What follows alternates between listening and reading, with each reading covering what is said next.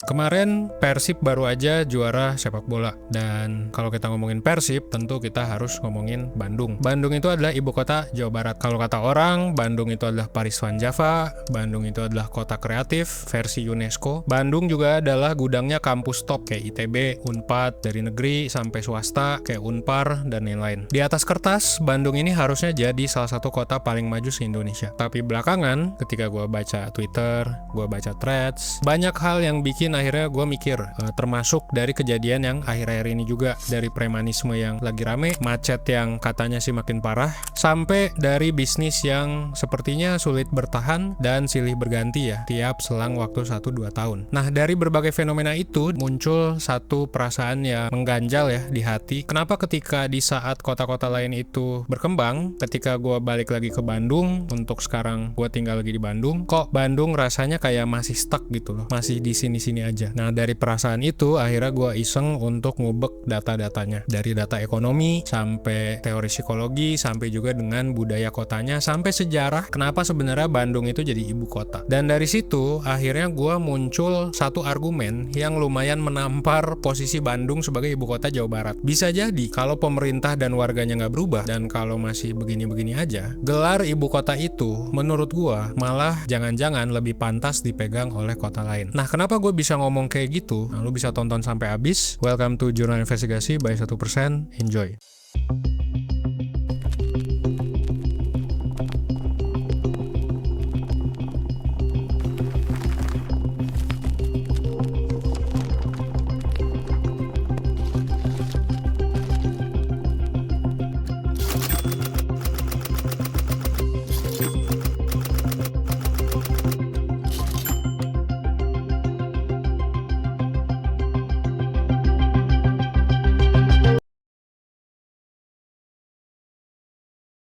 Ada disclaimer tapi ya sebelum mulai, gue mau jujur, 1% ini lahir dan awalnya gede di Bandung. Dan sampai sekarang setelah pindah-pindah berbagai kota, Jakarta, Jogja, Bali, gue pun berkesempatan lagi untuk tinggal long term di Bandung. Jadi kalau di video ini ada kritik, ini bukan menghina kota orang lain, justru ini adalah introspeksi gue pribadi sebagai warga Bandung dengan KTP Bandung, dan yang pernah tinggal di Bandung hampir 20 tahun ya. Jadi justru karena sayang sama Bandung, makanya gue mau nyoba jujur dan mungkin mencoba objektif ya, meskipun pasti ada subjektivitas untuk mengevaluasi kota ini. Nah, pas gue beneran ngubek data-data soal Bandung, perasaan yang mengganjal tadi ternyata ada buktinya. Oke, kita urutkan pelan-pelan apa yang gue temukan soal negatifnya dulu ya. Pertama, yang paling kerasa itu udah jelas adalah macet. Dan ini bukan macet biasa, karena ternyata Bandung, objectively speaking, dari berbagai macam survei, Bandung ternyata sudah lebih macet daripada Jakarta. Bandung itu adalah top 12 kota termacet di dunia tahun 2024. Terus kalau menurut saya pribadi sih top 1 ya untuk termacet di Indonesia. Kenapa? Karena buat menempuh misalnya 10 km aja kalau by data nih ya, rata-rata butuh 32 menit lebih. Nah, tapi kalau dari pengalaman gue pribadi, 3-5 kilo aja, misal dari Antapani ke Jalan Riau, itu tuh kadang bisa 20 menit kalau lagi macet-macetnya. Kalau lagi lancar sih ya aman aja ya. Nah, tapi yang gila itu adalah ya Jakarta udah di peringkat bawah. Jadi Jakarta itu sekarang cuma di urutan 90. So, Bandung sebagai ibu kota Jabar ini lebih macet daripada ibu kota negara Indonesia yang jauh lebih padat. Nah, dari Kemenhub sendiri ternyata mereka tuh ngitung kerugian ekonomi dari macet Bandung itu sekitar 12 triliun rupiah setahun. Dan ini masuk akal karena duit yang harusnya muter di ekonomi itu ya lebih banyak kepake di jalan. Jadi ibaratnya bayangin aja ya, produktivitas orang jadi kehambat gara-gara macet, yang harusnya mereka berangkat 15 menit jadi rugi waktu lah, ibaratnya jadi 30 menit atau bahkan lebih. Nah, yang kedua, selain dari macet, Bandung itu ternyata by data udah kelewat penuh dan padat. Jadi luas kota Bandung itu sekitar 167 km persegi. Nah, ini tuh diisi sama 2,5 juta orang. Saking padatnya ya, itu adalah sekitar 15.000 orang per kilometer persegi. Nah, menurut data Pemprov, lebih dari 90% lahan Bandung itu ternyata udah kebangun habis. Dan untuk memperburuk suasana, Bandung itu memang adalah kota cekungan. Jadi kayak danau lah ya ibaratnya, dikepung gunung gitu. Nah, saking sesaknya, Pemprov Jawa Jabar sampai berkali-kali berwacana mindahin pusat pemerintahannya tuh keluar Bandung. Alasan resminya adalah karena kotanya udah terlalu padat buat nampung beban baru. Jadi pas gua sendiri nanya gitu ya, kenapa sih Bandung jadi ibu kota? Nah, pemerintahannya sendiri sebenarnya udah ngasih sinyal gitu ya, bahwa kotanya tuh udah kepenuhan. Mau bikin gedung tinggi atau pusat ekonomi juga kayak ribet, pasti kan ada masalah pembebasan lahan dan segala macem ya, jadi agak sulit lah. Dan ini jujur bukan salah Bandung gitu, bukan salah pemerintahnya, bukan salah warganya juga, karena ya ini masalah geografi gitu loh. Tapi ini adalah salah satu indikasi bahwa jangan-jangan memang Bandung tuh nggak tepat kalau mau jadi ibu kota provinsi dengan geografi seperti ini. Nah, yang ketiga ini adalah masalah ekonomi. Nah, di sini ada positifnya nih. Ternyata by data ekonomi Bandung itu maju banget, tumbuh 5,29%, dan ini sebetulnya di atas rata-rata nasional. Jadi narasi Bandung gini-gini aja yang gue buat sendiri gitu ya. Meskipun banyak juga orang yang bilang kayak gitu, itu mungkin nggak akurat sepenuhnya dari segi ekonomi. Tapi ketika kita telisik lebih dalam, masalahnya ternyata bukan di pertumbuhan ekonomi. Kalau kita lihat lebih dalam, sektor ekonomi terbesar Bandung itu ternyata ada di perdagangan, sekitar 1/4 dari total ekonominya. Jadi yang tumbuh itu bukan sektor industri atau produksi, yang mana ini lumayan penting ya di sistem ekonomi kapitalisme. Jadi yang tumbuh itu restoran dan kafe lah contohnya. Di Bandung itu naik ya dari sekitar 600-an di tahun 2012 jadi lebih dari 3.000 di tahun 2024. Untuk 2026 kebetulan gue nggak dapet datanya, tapi ini udah naik 5 kali lipat ya dalam waktu 10 sampai belasan tahun. Jadi Bandung itu rame, Bandung itu sibuk, Bandung itu penuh dengan tempat nongkrong yang estetik atau yang homey lah. Kalau gue pribadi menganggap kafe Bandung tuh enak banget ya, karena homey gitu, enak buat WFC ya, orang-orangnya ngomongnya nggak teriak-teriak kayak Jakarta gitu ya. Nah, ini yang jadi masalah sebenarnya. Meskipun di sini bagus, tapi ternyata kesibukannya itu datang dari konsumsi, bukan dari produksi yang bisa bikin added value dan bikin pekerja jadi naik kelas. Kalau yang gue lihat pribadi, nah ternyata jangan-jangan ini data yang menjawab kenapa bisnis di Bandung itu berasa susah bertahan. Karena ya yang dibangun mungkin bisnis F&B yang very kompetitif, yang kalau kita lihat sendiri lah, misal di Jalan Riau atau di daerah Paskal, itu kalau lo perhatiin tiap 1-2 tahun tuh ada aja gitu kafe baru yang muncul, terus kafe lama bangkrut. Ya pokoknya kafe silih berganti lah. Di tahun pertama viral, tahun kedua flop, atau lebih buruk lagi ya, di 6 bulan pertama viral, terus sampai akhir tahun langsung flop dan akhirnya tutup. Untuk bagian ini memang tidak ada datanya, ini observasi personal aja. Mungkin gue juga mau nanya ya ke warga Bandung atau warga Jakarta mungkin yang sering nongkrong di Bandung, kira-kira teman-teman ngelihat masalah yang sama nggak? Karena kalau dari POV gue sebagai pebisnis, gue melihat ini kurang sustainable nih bisnis yang datang dan pergi inilah. Lalu soal ekonomi, ada juga nih masalah premanisme yang katanya orang sebut. Ini nggak ada datanya sih, tapi kemarin sebenarnya kita juga ngelihat ya ada masalah premanisme, terus ya masalah tukang parkir ini di seluruh Indonesia juga ada. Tapi ada orang yang malakin mobil dengan plat B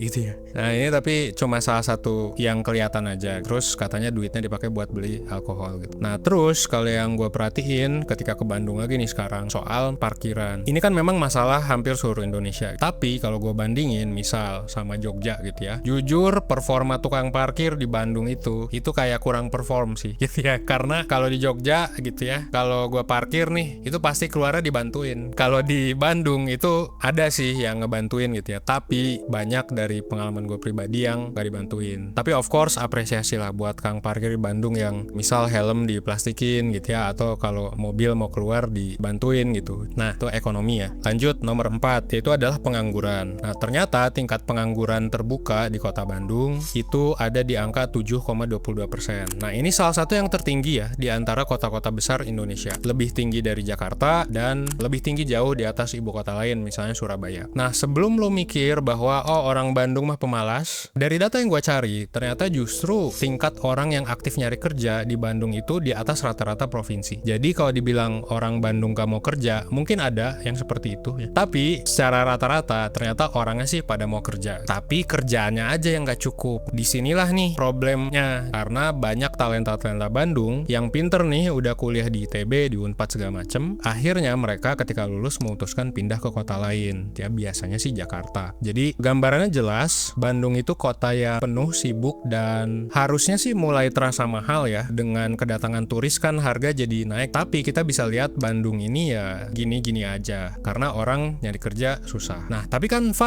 Bandung itu katanya kota yang pinter, kota yang kreatif. Nah, ini gue setuju, dan ini yang bakal gue bahas di chapter 2.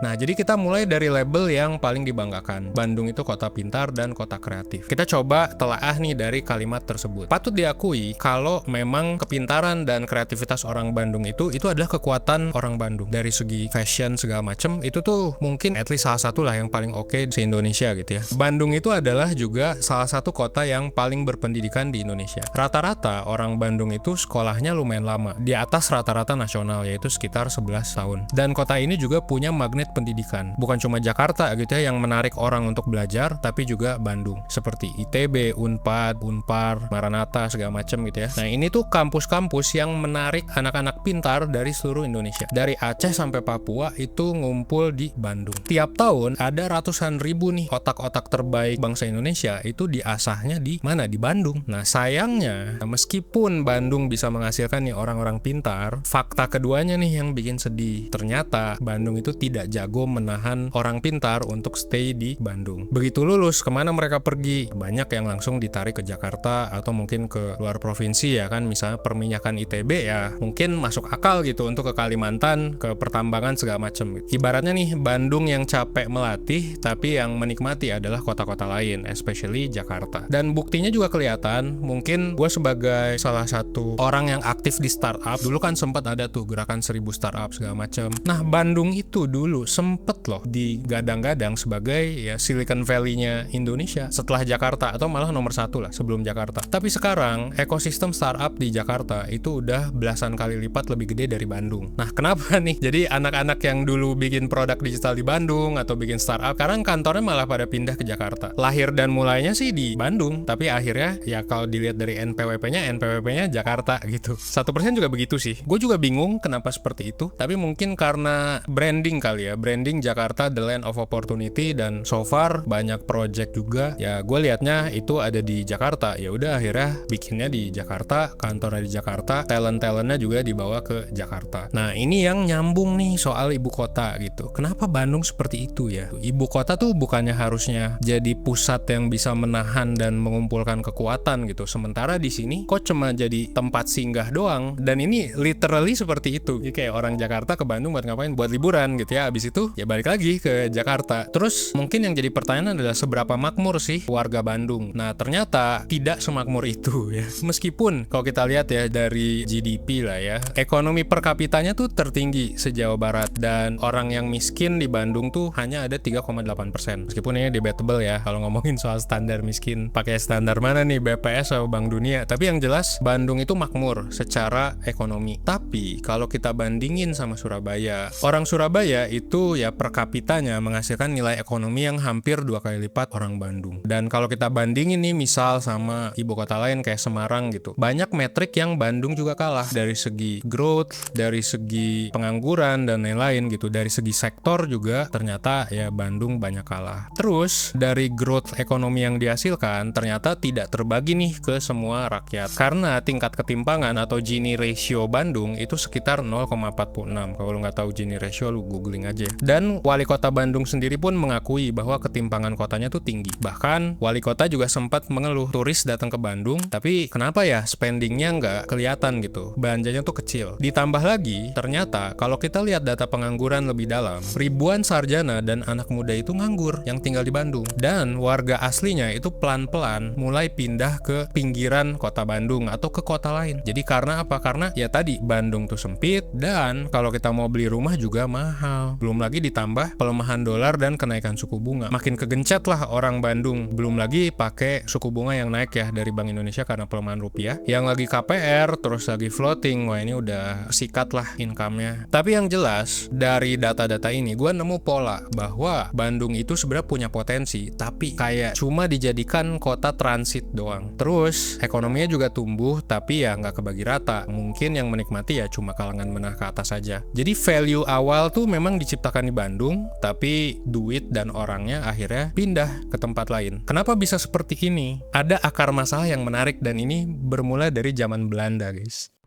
Oke guys, sebelum lanjut gue mau ngasih tahu info buat lo yang lagi ngerasa bingung, ngerasa stuck sama hidup akhir-akhir ini. Entah itu soal karir, pendidikan, hubungan, keluarga, pernikahan, atau hal-hal personal lainnya. Sekarang 1% tuh nyediain psikotes premium. Di dalam psikotes premium ada berbagai pilihan tes yang dirancang buat ngebantu lo lebih paham siapa sih diri lo sebenarnya, supaya lo bisa ngambil keputusan hidup lo dengan lebih baik. Psikotes ini tuh ngegabungin berbagai jenis tes psikologi profesional. Jadi setiap lo beli, lo bakal dapet beberapa psikotes, disatuin reportnya jadi puluhan halaman untuk hasil yang akurat dan personal. Lo bisa baca puluhan halaman ini, dan yang paling keren, kalau lo nggak ngerti atau lo ada pertanyaan, lo bisa dapet insight lanjutan lewat konsultasi bareng expert dari 1%, langsung berdasarkan hasil tes lo. Langsung aja kunjungi 1.bio/psikotes premium buat info lebih lanjut.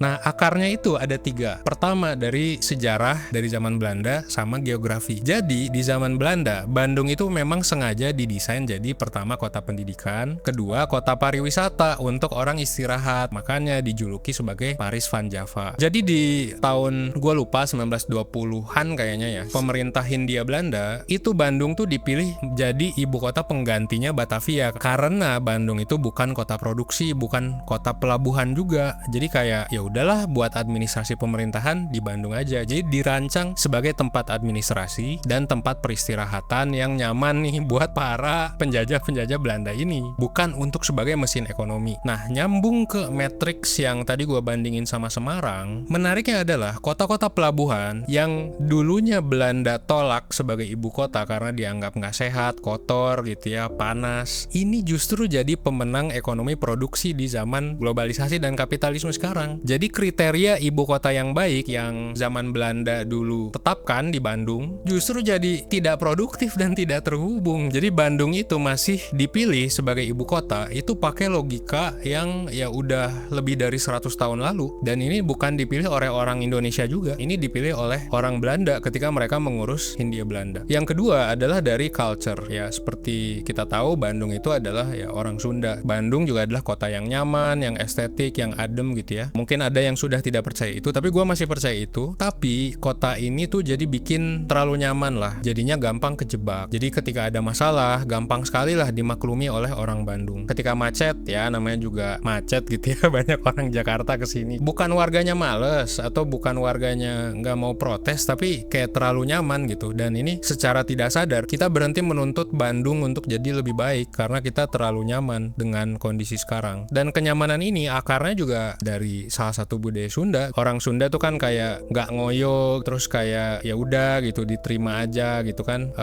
Ulah kamalinaan lah intinya mah gitu ya, jangan berlebihan, jangan terlalu ambis segala macem, guyup juga kan. Nah, ini yang bikin Bandung jadi kota yang hangat, orangnya ramah-ramah. Ya intinya vibes Bandung itu sebenarnya banyak diirikan lah sama orang-orang luar Bandung. Jadi pros and cons sebenarnya. Di satu sisi orang jadi nyaman ke Bandung, jadi suka lah ya untuk berpariwisata ke Bandung. Tapi ada consnya juga, ada minusnya juga. Jadi kayak kita jadi terkesan lebih malas. Jadi ada dua sisi lah. Secara psikologis tuh ya lingkungan yang terlalu nyaman itu pelan-pelan nurunin urgensi buat si orang-orang dan kotanya tuh berubah. Jadi ketika ini udah cukup enak, udah cukup adem dibandingkan kota lain, jadi kayak dorongan buat kita bikin Bandung jadi lebih baik tuh jadi perlahan-lahan hilang. Jadi kita gampang untuk mengatakan ya udahlah yang penting tiris gitu ya, dingin udara Bandung. Meskipun jujur udah mulai panas ya. Nah, ditambah lagi mekanisme psikologi gitu ya yang namanya adalah diffusion of responsibility. Jadi ketika makin banyak orang ngerasain satu masalah bareng-bareng, ya kayak macet di Kopo atau di berbagai macam persimpangan, jadinya kayak ya ini nggak tahu ya kerjaan siapa gitu, mau protes juga nggak tahu protes kemana, kalau mau bergerak juga ya kayaknya satu orang doang nggak ngaruh. Akhirnya ya banyak yang jadi maklum, jadi tidak ada yang bergerak, akhirnya stuck, basically kebal sama masalah kita sendiri. Nah, yang ketiga, Bandung itu sebetulnya deket banget sama Jakarta, apalagi dengan adanya Wush sekarang, kereta cepat. Niatnya sih buat menyambungkan antar ekonomi, tapi sepertinya Bandung itu memang diuntungkan, cuma akan makin sedikit nih orang yang stay di Bandung. Banyak sekarang yang one day trip kan ke Bandung, pagi naik kereta cepat, terus jalan-jalan pulangnya malam tanpa nginep. Lucunya adalah tingkat keterisian hotel di Bandung sempat turun, padahal pengunjungnya naik. Jadi Bandung tuh dapat ramenya, tapi nilai ekonominya itu seringkali ya banyak yang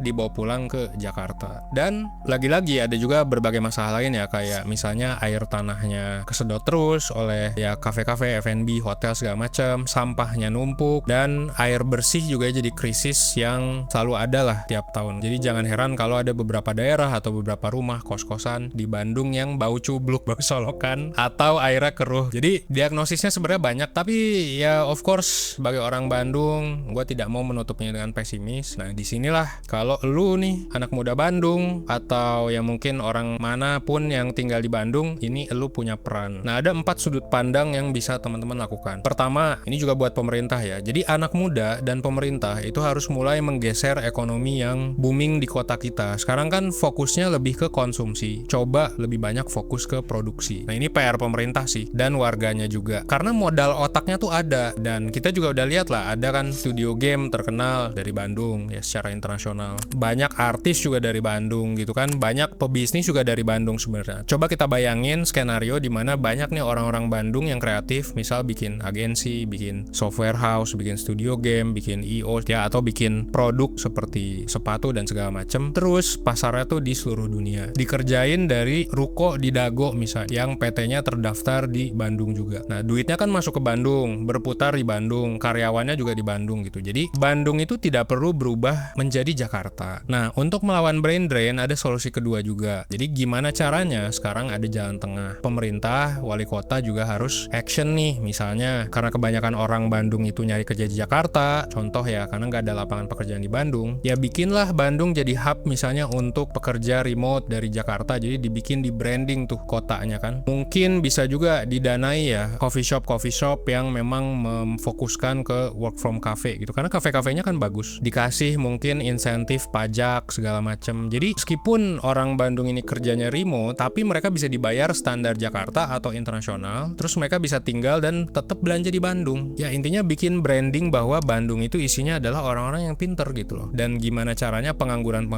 anak muda ini tuh bisa dapat kerjanya tapi yang naik kelas. Nah yang ketiga, ini juga harus diakui, kita harus melek dan kita harus bisa protes lah, meskipun bukan cuma ngeluh sih ya, karena masalah macet, tata kota, krisis air, sampah, itu tuh kan hasil keputusan yang kolektif. Anak muda yang melek isu itu jangan sampai kena tekanan publik gitu, justru harus jadi tekanan publik buat pemerintah biar pemerintahnya action, bukan ada yang protes terus dikatain gitu. Orangnya juga jadi males ke Bandung, terus akhirnya Bandung isinya orang-orang yang denial semua. Kan kita nggak mau seperti itu. Mungkin sudah seperti itu sekarang ya. Jadi justru harus diprotes ke pemerintah ya, didukung biar pemerintah tuh kena pressure dari orang-orang yang merasa bahwa Bandung tuh ada masalah. Biar Bandung bisa berubah, minimal lah sebagai ibu kota public transportnya mumpuni lah. Jadi misalnya bis, angkot, jujur masih kurang banyak sih di Bandung gitu. Jadi itu minimal dari public transport. Tapi of course effort pemerintah untuk nambahin bis, misal ke Kota Baru ya, ke IKEA tuh patut kita apresiasi. Cuman harusnya bisa lebih baik lah buat di tengah kotanya juga. Nah yang gue lihat ya lagi-lagi ya, pokoknya jangan sampai denial lah dan defensif ketika kotanya dikritik secara objektif. Jangan bilang ya memang Bandung mah begini, kalau nggak suka ke Jakarta. Padahal kan dikritik buat kebaikan juga ya kan. Gimana bisa evaluasi kalau kita nggak bisa menerima kritik. Nah yang keempat, ini yang terakhir adalah reframe identitas. Jadi Bandung sekali lagi memang tidak harus menjadi Jakarta. Bandung tidak harus punya banyak gedung tinggi. Nggak apa-apa, tetap nyaman, tetap santuy vibes-nya. Yang bahaya tuh sebenarnya kan bukan santuinya, tapi santuy yang jadinya nggak produktif lah. Nah pertanyaan jujur terakhir buat lu semua anak-anak Bandung atau siapapun yang sayang sama kota ini, selama ini lu adalah bagian dari pembangun kota atau ya cuma numpang konsumsi aja nih di sini? Karena kalau misalnya kita semua cuma numpang konsumsi aja ya susah majunya Bandung. Jadi harus ada inovator lah yang datang dari Bandung juga. Dan gua sendiri jujur udah terlanjur nih pindah ke Jakarta, dan ya hopefully kita kedepannya bisa membangun Bandung bareng-bareng lah. Nah jadi pantas atau enggak sih jadi ibu kota? Menurut gua sih enggak ya, karena masalah geografi sih kalau menurut gua sih. Jadi status ibu kota tuh mungkin kita kasih lah Cirebon ke Indramayu gitu ya, yang jelas yang rada jauhan dikit lah dari Jakarta. Jadi biar kita nggak cuma jadi tempat singgah, dan Bandung harus punya added value. Entah itu apa, itu adalah PR kita semua ya. At least di sini mungkin peran gue adalah jadi awareness kali ya, sekalian gue juga curhat soal gue kayak ada beberapa ketidaknyamanan ketika gue tinggal di Bandung gitu. Nah menurut lo nih, Bandung masih pantas nggak sih jadi ibu kota Jawa Barat? Kenapa? Terus menurut lo apa sih satu hal yang bikin Bandung itu stuck, yang bikin orang-orangnya pada kabur, yang bikin growth ekonominya tuh tidak terbagi secara rata? Dan kira-kira menurut lo gimana solusinya? BTW buat buat lo yang mau mempromosikan bisnis di Bandung yang bagus juga boleh share di kolom komen di bawah. Jadi biar kita tahu lah dan kita support bisnis-bisnis yang ngasih added value di Bandung dan memberikan pekerjaan ke orang-orang Bandung. Thanks for watching. Gua Evan, orang Bandung. Thanks.